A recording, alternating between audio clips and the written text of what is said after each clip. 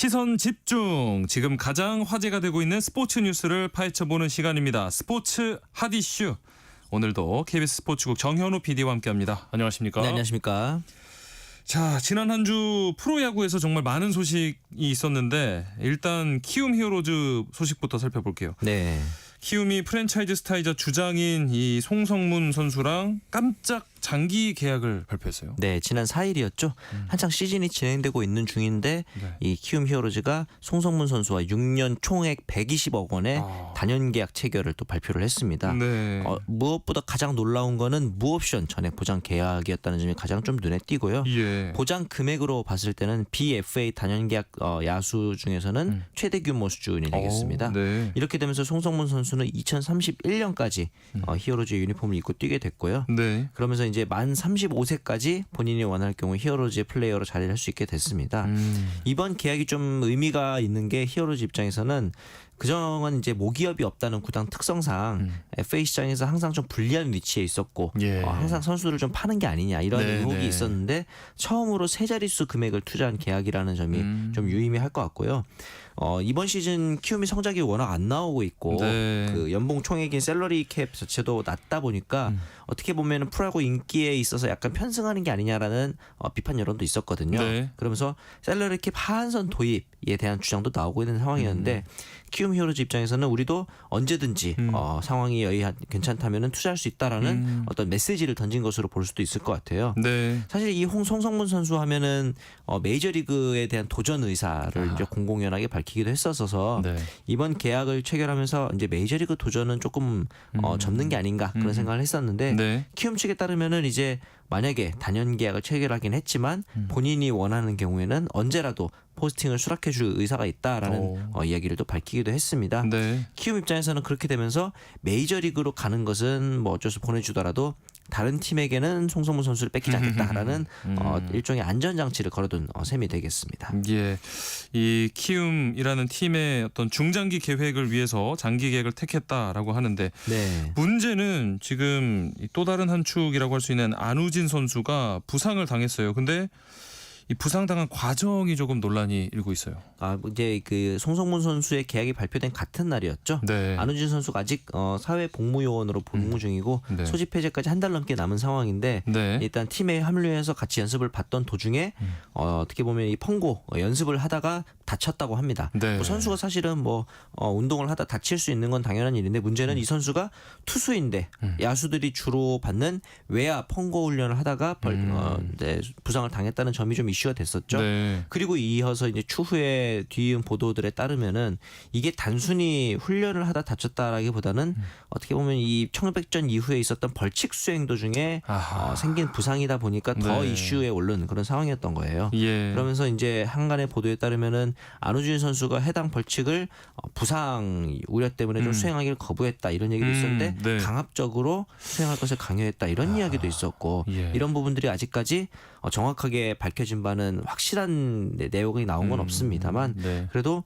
이런 거에 대해서는 일단은 안우진 선수가 말씀하신 것처럼 키움 히어로즈 입장에서는 투수진의 축으로 꼽혀야 될 중요한 선수이기도 하거든요. 네네. 그러면서 과연 이 키움 히어로즈의 어떤 그런 측면, 전력적인 측면에서의 누수도 있을 것이고 어쨌든 지금 사회복무요원으로 복무 중인 선수이기 때문에 병역 의무에 있어서의 차질에 대한 부분도 이제 이야기가 나오겠고요. 네. 더욱이 이제 만약에 안우진 선수가 복귀를 하게 되면은 메이저리그 혹은 이제 우리나라가 내일 참가하게 될 WBC에서도 그렇죠. 굉장히 좀 그렇죠. 중요한 자원이 아니었을까라는 생각이 드는데 이렇게 되면서 향후에 이제 안우진 선수가 포스팅을 선언하기까지 필요한 그 의무 일수를 채우는데도 지장이 생길 거고요.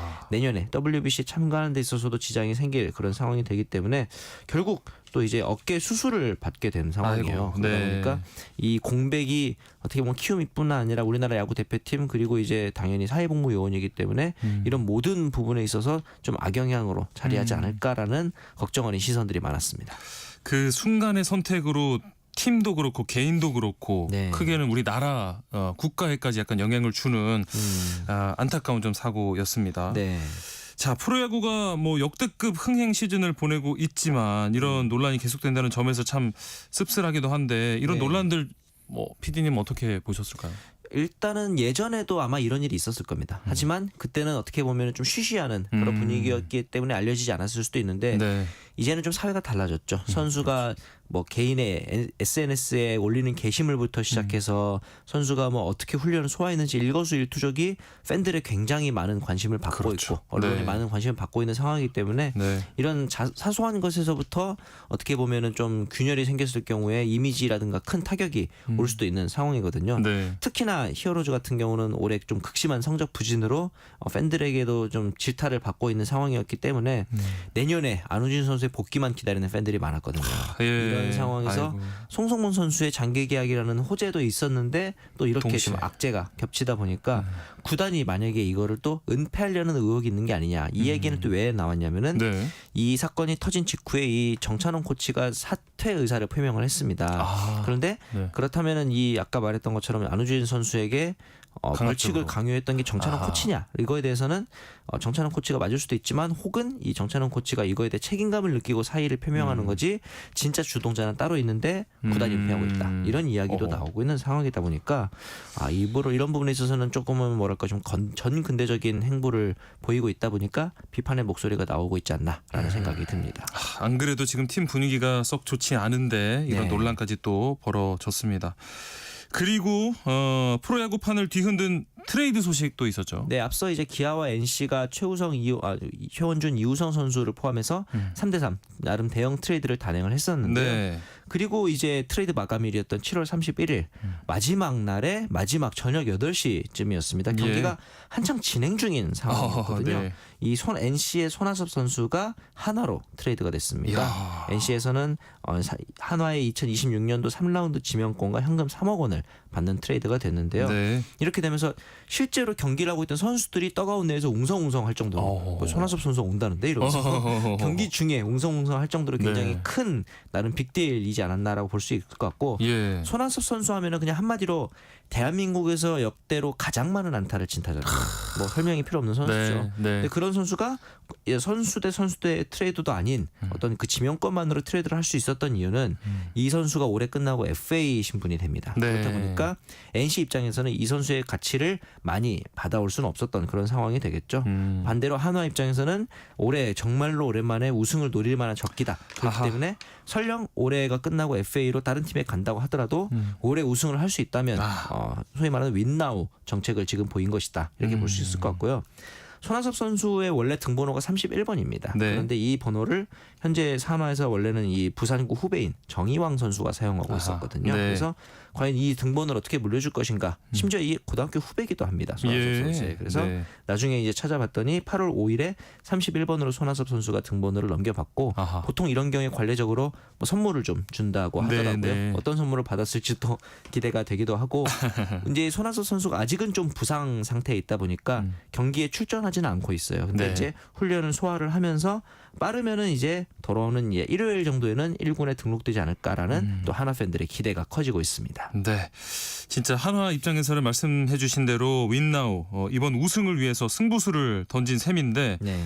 지금 2위인 LG 트윈스 기세가 만만치 않아요. 그렇죠. 지금 이제 LG와 한화는 승차로 봤을 때는 동률입니다. 네. 그런데 승률에서 한화가 이제 6할 6리, LG가 6할 2리 단 4리 차이로 지금 선두를 지키고 있는 상황이거든요. 네. 이렇게 두 팀의 선두 경쟁이 굉장히 치열하고 롯데가 지금 3위권을 약간 굳히고 있는 모양새입니다. 네. 이제 4경기 차로 3위에 자리를 하고 있고 SSG가 지금 어제 경기 후에 4위에 또 올라온 상태고요. 예. 이어서 이제 기아, KT, NC, 삼성까지 자리를 하고 있는데 4위 SSG와 8위 삼성의 경기 차는 3경기 반차밖에 나지 않아요. 허허허허. 그렇기 때문에 네. 어느 한 팀이 수입을 당하거나 수입을 하면은 금세 순위권이 두세 계단씩 바뀔 수 있는 그런 순위가 이어지고 있어서 네. 어떻게 보면 이제 3강 LG, 롯데, 한화까지의 3강은 좀 굳건하고 두산과 키움은 하위권으로 쳐져 있다면은 나머지 5팀이 이제 남은 두 자리를 놓고 벌이는 5강 싸움이 또 치열할 것으로 보입니다. 네. 시즌 끝까지 계속해서 치열한 싸움이 이어질 걸로 보입니다. 네.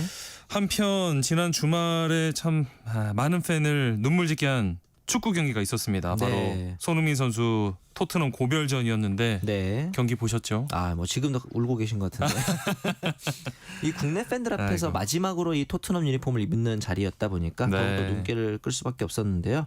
전반부터 스타팅 라인업으로 출전을 해서 63분간 경기를 뛰고 교체가 됐습니다. 네. 교체되는 순간 일부러 저는 이 경기 중간에 교체를 했다고 봐요. 그렇죠. 손흥민 선수의 그렇죠. 마지막을 경기 중간에 이제 예우를 해줄 수 있도록 그러면서 네. 양팀 선수들이 모두 도열해서 가드 오브 아너라는 걸 해줬습니다. 저 지금도 저도 지금 소름 돋았어요. 네, 네. 그때 순간이 좀 생각이 나면서 예. 존경의 박수를 보내주는 그 사이를 통과하는 선수의 마음은 어떨까. 정말 너무 뿌듯할 것 같고 네. 그러면서 이제 이 손흥민 선수가 본인도 약간 울컥해서 좀 감정을 추스리는 그런 모습도 있었고 그렇습니다. 경기 시작 후에는 손흥민의 등번호인 7번을 상징하는 7분과 77분에 이제 관중들이 응원가를 또 합창하는 모습을 보여주기도 했었고요. 네. 경기 직후에는 또 이제 전광판을 통해서 토트넘과의 어떤 그 10년간의 동행을 요약하는 영상이 또 나오면서 손흥민의 토트넘의 손흥민을 추억하는 시간을 갖기도 했습니다. 예, 이렇게 토트넘과 이별을 택한 손흥민 선수 다음 행선지가 미국 프로축구 로스앤젤레스 FC로 결정이 됐습니다. 오늘 새벽에 발표가 됐죠. 네. 공식적인 발표는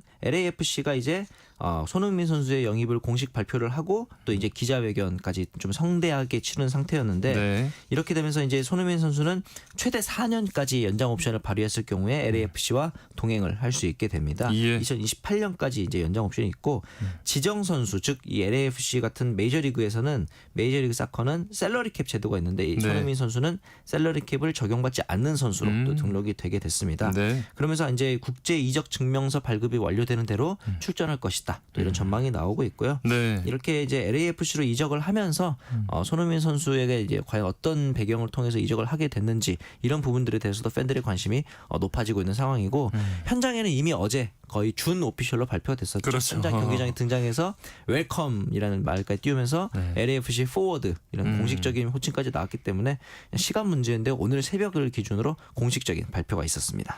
전광판 오피셜은 처음 본 거고. 그러니까 말이에요.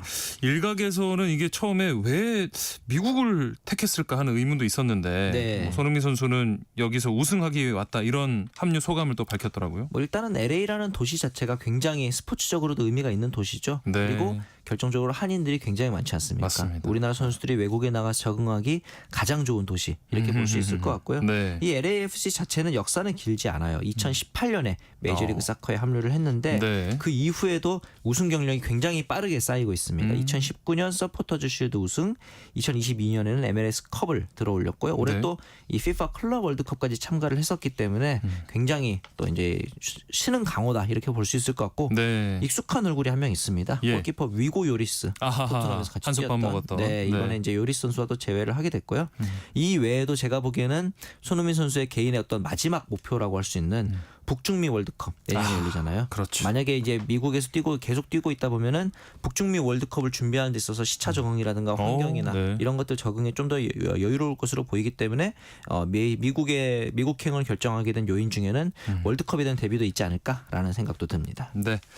자, 마지막으로 세계 수영 선수권 대회를 마친 한국 수영 대표팀 얘기도 해볼게요. 네. 기대에 비해서 조금 성적이 아쉬웠다 이렇게 말할 수 있을까요? 동메달 하나를 따내면서 이제 마무리를 했는데 네. 지난해 세계 선수권에서 금메달 2개, 은메달 하나, 동메달 2개 굉장히 좋은 성적이었거든요. 그러네요. 그렇기 네. 때문에 조금 아쉬울 수밖에 없는데 이번 싱가포르 세계 선수권의 최대 성과는 역시 이 김우민 선수일 것 같습니다. 예. 올림픽에서도 동메달을 따냈었고 네. 이번에도 남자 자유형 400m 부문에서 최정상급 선수들이 모두 출전한 가운데 동메달을 따냈고 네. 금메달, 은메달 선수와의 기록과도 봤을 때도 크게 차이가 나지 않기 때문에 네. 이제는 뭐 세계적인 선수로 자리매김했다 이렇게 볼 수 있을 것 같아요. 하지만 이제 그 외에는 좀 아쉬운 점들을 꼽아보자면 우선은 황선우 선수가 그러니까요. 4개 대회 연속 개인 메달 입상에 좀 도전했는데 실패를 했고 네. 그 다음으로 이제 좀 아쉬운 부분은 남자 계영 800m 이 종목 최근에 맞습니다. 우리나라 수영계가 굉장히 조금 집중적으로 이제 투자를 하고 육성을 하고 있는 부분인데 김영범 신예인 김영범 선수가 예선 구간에서 네 선수 중에 가장 좋은 페이스를 보여줬거든요. 네. 그런데 황선우 선수와 이호준 선수의 페이스가 생각보다 많이 올라오지 않으면서 최종 성적으로는 5등의 자리를 하게 됐습니다. 네. 지난 아시안 게임이라든가 올림픽에서 굉장히 좋은 성적이 있었기 때문에 이번 세계 선수권 메달을 좀 기대했었는데 이런 부분이 조금 아쉽다라는 이제 측면으로 평가가 될 것 같고요. 네. 그럼에도 불구하고 다양한 종목에서 성과는 또 유의미하게 볼 수 있을 것 같습니다. 이제 나고야 아시안 게임 1년 남았는데 네. 준비해야겠죠. 아시안 게임도 쉽지 않은 게 일본의 신야인 무라사 선수가 자유형 200m 동메달을 따냈고 중국이 또 개영 아시아 기록을 새로 세웠기 때문에 예. 한중일 수영 삼국지가 열리지 않을까라는 생각이 또 기대가 됩니다. 네, 스포츠 핫이슈 오늘 여기서 마무리하겠습니다. KBS 스포츠국 정현호 PD와 함께했습니다. 고맙습니다. 네, 감사합니다. KBS 세상